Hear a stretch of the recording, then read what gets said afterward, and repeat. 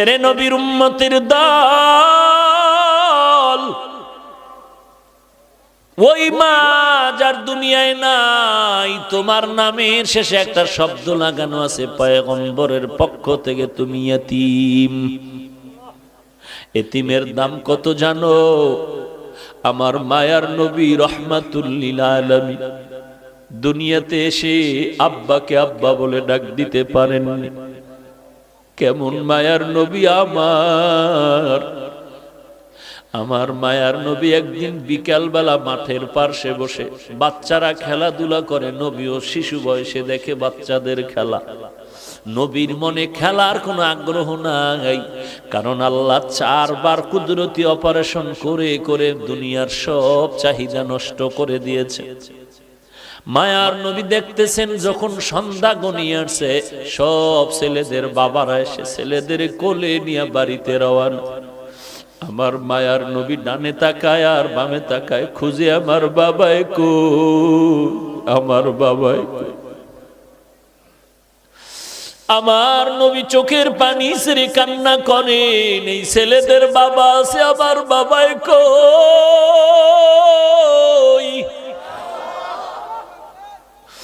আম্মা জান আমেনা ঘর থেকে সন্ধ্যা হয়ে গেল, কই আবার সন্তান। ঘরের দরজা খুলে বের হইয়া লোকদের দেখে বলে, দেখো বাবা, আমার সন্তান মুহাম্মদের তোমরা দেখছো নাকি? বলে, মুহাম্মদকে ভালো করে চিনি না, তবে একটা ছোট্ট বাচ্চা দেখছি রাস্তার কিনারায় আব্বা আব্বা বলে কান্না করতেছে। মা আমেনা দৌড়াইয়া চলে গেলে মায়ার নবীর এক শিশু নবীর কোলের মধ্যে জড়ায় নিলে। মায়ার নবী মায়ের কোলে জড়ায় বলে, আম্মু বলো আমার বাবাই কই। আমি সব ছেলেদের দেখলাম বাবায় কোলে নিয়ে আদর করে, বলো আমার বাবারে তো আমি দেখতে পারলাম না। আমেনা চোখের পানি ছেড়ে কয়, রে সন্তান, তুমি দুনিয়াতে আসার আগে তোমার বাবা ব্যবসা করতে গিয়া আর বাড়িতে ফেরত আসতে পারে নাই। মায়ার নবী বলেন, আম্মা আমার বাবার কবরটাকে একটু দেখাইবা, আমি বাবার কবরের কাছে একটু সালাম দিতেছে। মা আমেনা দৌড়ায় চলে গেলেন দাদার কাছে, আপনার নাতি তার বাবার কবর দেখতে চায়। দাদায় অনুমতি দিয়া বলে, দাসী উম্মে আয়মান আর আমেনা সহ রওনা হয়ে যাও, দেখাইয়া নিয়ে আসো। ঘোড়ার পিঠে বা উটের পিঠে 3 জন লোক রওনা হয়ে গেল, নবী বাবার কবর দেখবেন। যাইতে যাইতে বাবার কবরের কিনারায় গিয়া মা আমেনা ডাক দিয়া কয়, সন্তান, ওই গাছের নিচে তোর বাবার কবর। মায়ার নবী একটু লাফ দিয়া পড়িয়া বাবার কবরের কিনারায় চোখের পানি ছেড়ে কান্না শুরু করলে। আল্লাহ পাক ফিরিস্তা পাঠায় কয়, তাড়াতাড়ি আমার বন্ধুরে সরায় দেও, কারণ আমার বন্ধুর কান্না আসমানও সহ্য করতে পারে না, জমিনও সহ্য করতে পারে না, আমি আল্লাহও বরদাস্ত করতে পারি না, ফিরায় দাও। মায়ার নবী কান্না করে বিদায় বেলা যখন রওনা হয়, কিছু দূর যাওয়ার পরে মা আমেনা বলে, এই উম্মে আয়মান দাসী, বাহনটাকে থামাও, আমার পেটে ব্যথা শুরু হয়ে গেছে। মা আমেনা মাটিতে পড়ে গেলেন, ছটফট করে আর চোখের পানি ছেড়ে কান্না করে শেষ বিদায়ের বেদনা শুরু হয়ে গেছে। ডাক দিয়া কয়, দাসী উম্মে আয়মান, আমার কলিজার টুকরা সন্তানটার একটু আমার বুকের উপরে উঠায় দাও।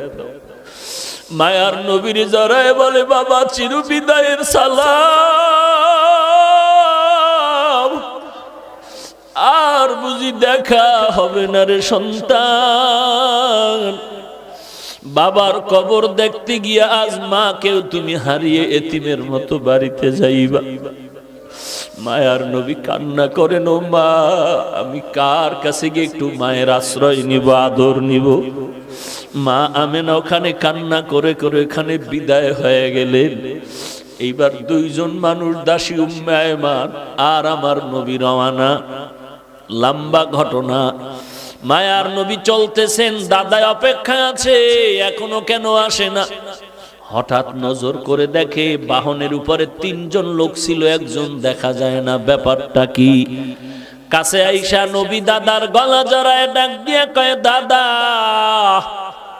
বাবারে দেখতে গিয়া মা হারায় চির এতিম হয়ে গেল। দাদার গলা জড়ায় কয়, আমি আর কাকে মা বলে ডাক দিব রে দাদা? এরে যুবক, ওই এতিম নবীর উম্মত, এই জায়গায় কত এতিম ছেলে আছো, মা নাই, বাবাও নাই। ওই মায়ের চেহারাটাও কি মনে পড়ে না রে সন্তান? ওই মাকে কত কষ্ট দিয়া চোখের পানি ফালাইছো, ওই মায়ের কলিজায় যারা আঘাত করেছো, চোখের পানি ছাড়ি আমার মাওলার কাছে তওবা কর।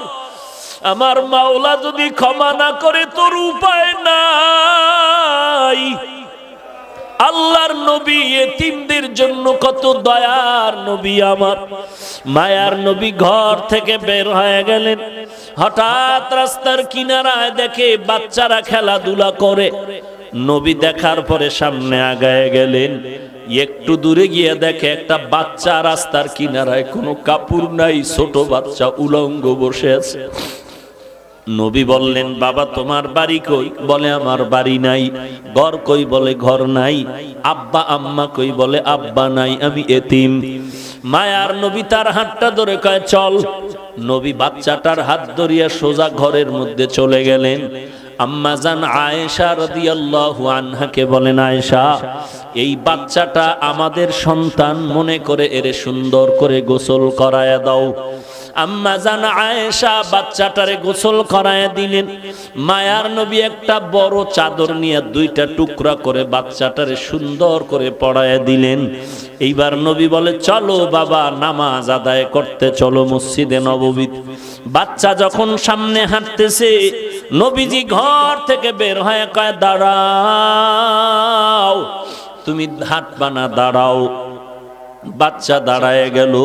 মায়ার নবী বসে গেলেন আর বলেন, বাবা, আমিও মা হারা বাবা হারা এতিম, তুমিও চূড়ান্ত মা বাবা হারা এতিম। আমি আজকে তোমার একটু খেদমত করতে চাই। তোমার কদমটা মাটিতে দিও না, তুমি আমার কাঁধের উপর উঠে বসো। আমি তোমারে কাঁধে করে আজ মসজিদে নিয়ে যাই, আর কিয়ামত পর্যন্ত দুনিয়ার মানুষের এই বয়ান দিতে থাকবো যে মায়ার নবী এতিমের কত দরদি হয়েছিলেন। বাচ্চা বলে, না, আমি কাঁধের মধ্যে উঠব না। নবী বলেন, উঠো। শেষ পর্যন্ত বাচ্চাটারে কাঁধের মধ্যে নিয়া মায়ার নবী এবার মসজিদের দিকে রওয়ানা। এইবার ওই যে খেলাধুলা করতেছিল বাচ্চারা, ওরা যখন দেখলো ওই বাচ্চাটা রহমাতুল্লিল আলামিনের বরকতি কাঁধের উপরে, বাচ্চাগুলো আফসোস করে যে আজ ওর কপাল কত ভালো, এর মা নাই, বাবা নাই। আমিও বড় এতিম, আমি মা হারাইলাম, আমি বাবা হারাইলাম, আমার কেউ নাই। আমি বাচ্চাটারে আদর করে মাথায় হাত দিয়া দোয়া করে দেই।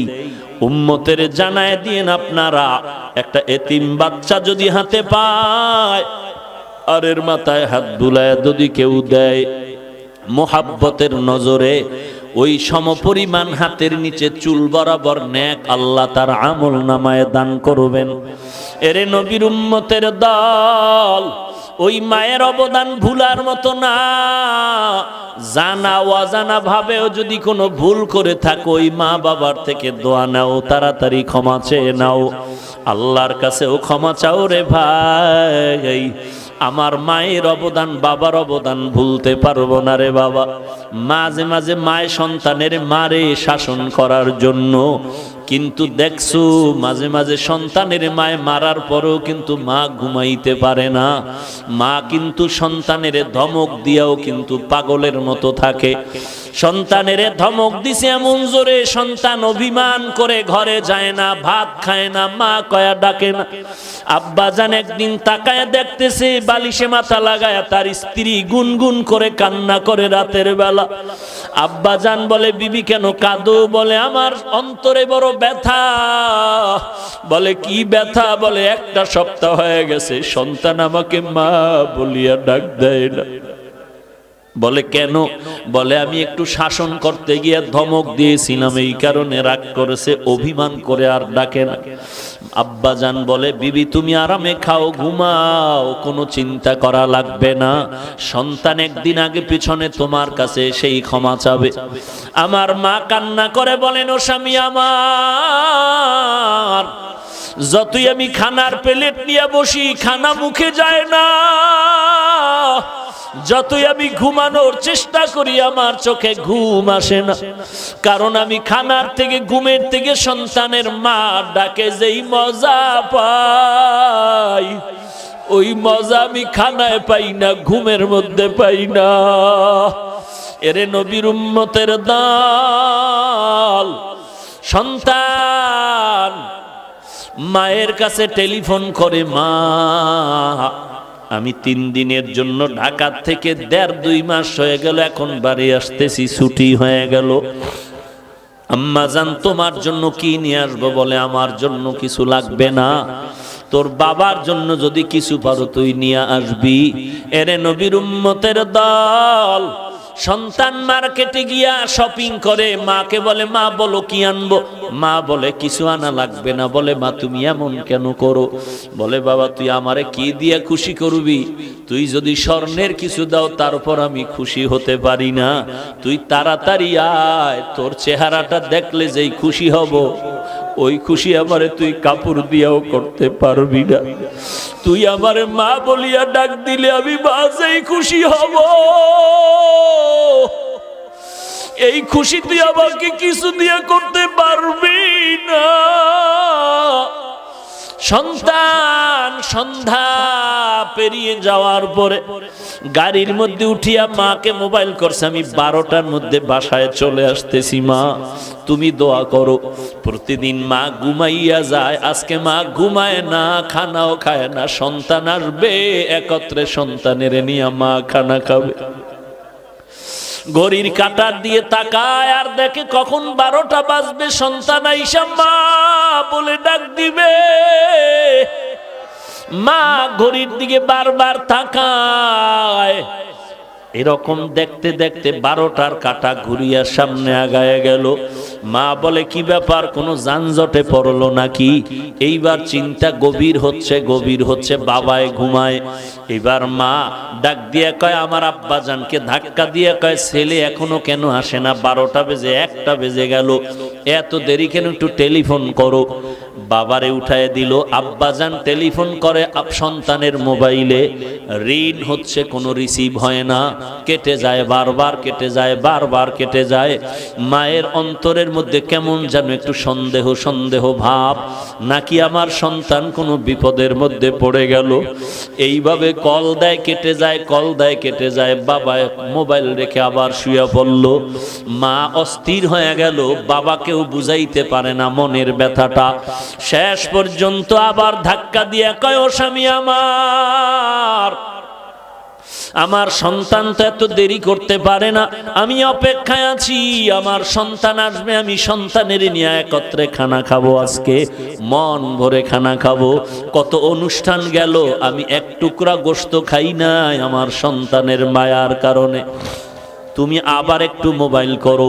বাবায় ঘুম থেকে উঠিয়া আবার মোবাইল করে, রিং হয়, রিসিভ হয় না, রিং বাজতেছে, রিসিভ হয় না। এইভাবে দীর্ঘক্ষণ যখন ট্রাই করা শুরু করলো, এক পর্যায়ে হঠাৎ করে দেখে মোবাইলটা রিসিভ হয়ে গেল। ডাক দিয়ে কয়, বাবা তুই কই? হঠাৎ বাবার কানে দেখে সন্তানের কণ্ঠের আওয়াজ নাই, অন্য লোকের আওয়াজ। ডাক দিয়া বলে, কে আপনি? বলে, মোবাইলওয়ালার বাবা। বলে, তাড়াতাড়ি অ্যাম্বুলেন্স নিয়ে আসো, তোমার সন্তান এখন পরকালের লাশ হইয়া মাটিতে পড়ে আছে। গাড়িতে উঠছে, গাড়ি অ্যাক্সিডেন্ট হয়ে রাস্তার পাশে গাছের সাথে বেজে আছে, মানুষ রক্তাক্ত হয়ে গেছে। বাবায় মোবাইলটা ফালায় বেউসায় বিছানায় পড়ে গেল। মা বলে কি খবর আমার সন্তানের? বলে তোমার সন্তানের অবস্থা খারাপ। মা এমন একটা চিৎকার দিয়া রাস্তায় বের হইয়া ঘরের দরজা দিয়া চিল্লায় বলে তোরা কে কোথায় আছো?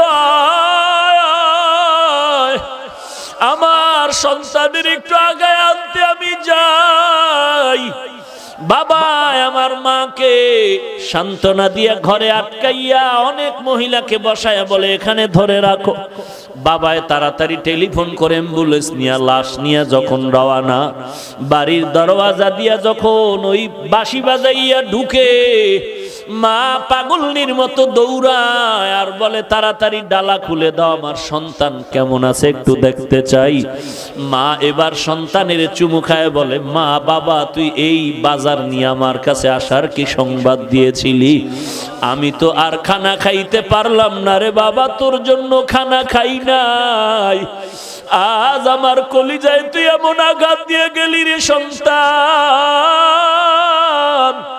ওই মা ওই যে সন্তান করে করে করে করে কান্না করে করে এমন পাগল হয়ে গেল, দুনিয়ার কোন ডাক্তার আজ পর্যন্ত ওই মাকে ভালো করতে পারলো না। এরে পয়গম্বরের উম্মতের দল, ও পর্দার আড়ালের মা বোনেরা, তুমিও সন্তানের মা, একটু চিন্তা করো তোমার মাও তো একদিন এই রকমই মা ছিল।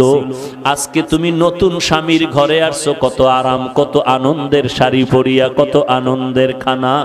এমন একটা দিন আসবে সাদা কাপড়ের প্যাকেট হইয়া কবরে যাইবা, সবাই কান্না করবে, সন্তান মা মা বলে কাঁদবে, একটা জবাব দিতে পারবা না রে মা। আল্লাহ পাক বলেন ওয়াবিল ওয়ালিদাইনি ইহসানা, ওই মা বাবার সাথে ইহসান করো। যার মা নাই, যার বাবা নাই, ওই অন্ধকার কবরের কিনারা দাঁড়ায়া চোখের পানি ছেড়ে দোয়া করো,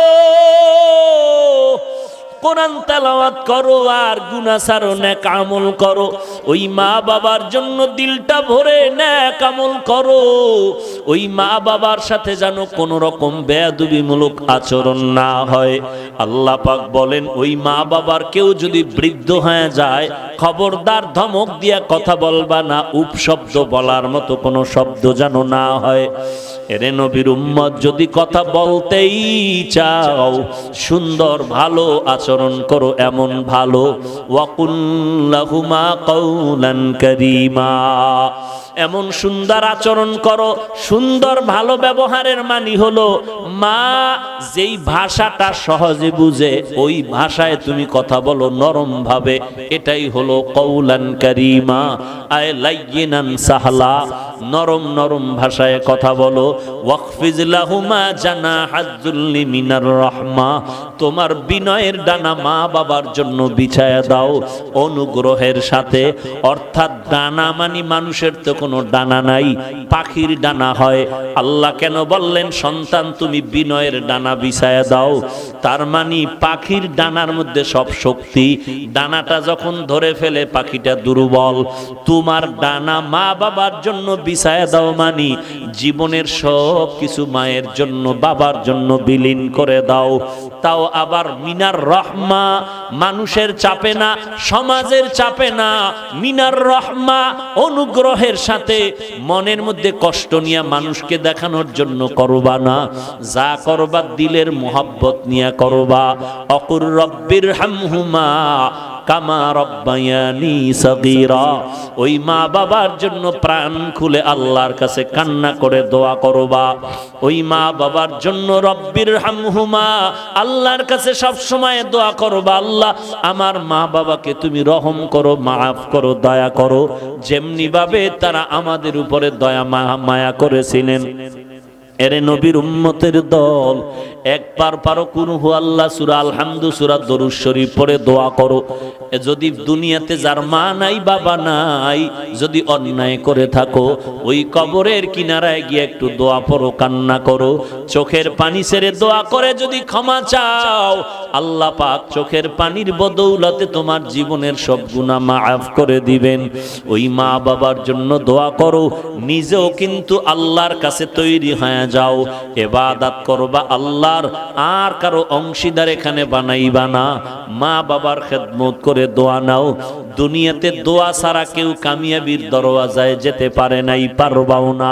মুরব্বীদের দোয়া, সাদা দাড়িওয়ালাদের দোয়া, তোমার বয়সের যে বড় তার থেকে দোয়া নাও।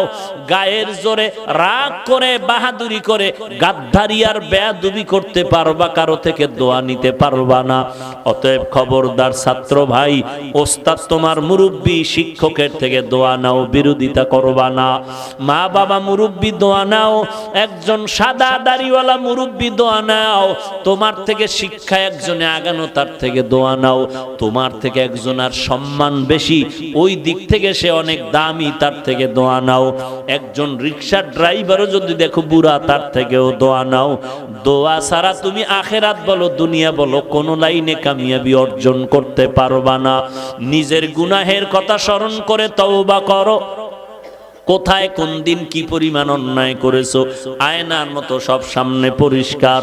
আল্লাহর কাছে তওবা করো, আল্লাহ জীবনে আর কোনো দিন গুনাহের কাছেও যাব না, আর কোনো দিন নামাজ ছাড়ব না, নবীজির সুন্নতের বিপরীত চলব না, সহিভাবে কোরআন পড়ে আমল করে চলব, মুরব্বীদের দোয়া নিয়ে চলব, ওলামায়ে কেরামের দোয়া নিয়ে চলব, বিরোধিতা করে গুনাহগার হব না। গলায় ছুরি আসলেও নবীর বিরুদ্ধে যাব না, দেশের বিরুদ্ধে, জাতির বিরুদ্ধে ষড়যন্ত্র করব না। তওবা করার যদি খাঁটি নিয়ত হয়, খাঁটি তওবার নিয়তে দুটো হাত আল্লাহকে দেখায়া দাও। আয় আল্লাহ, সবার হাত আপনি কবুল করে নেন, তওবা কবুল করে নেন, তওবার উপরে মজবুত হয়ে চলার তৌফিক দান করেন। আয় আল্লাহ, আমার প্রত্যেকটা মুরব্বী উলামায়ে কেরামদের কবুল করে নেন। আয় আল্লাহ, ব্যবসায়ী, চাকরিজীবী, শ্রমিক, সবাইকে কবুল করে নেন। আমার ছাত্র ভাই, যুবক ভাইদের কবুল করে নেন। আয় আল্লাহ, আপনার পছন্দের বান্দা হিসাবে কবুল করে নেন।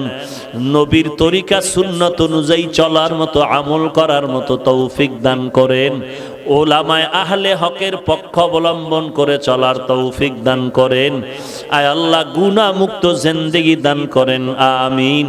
আলহামদুলিল্লাহি রাব্বিল আলামিন।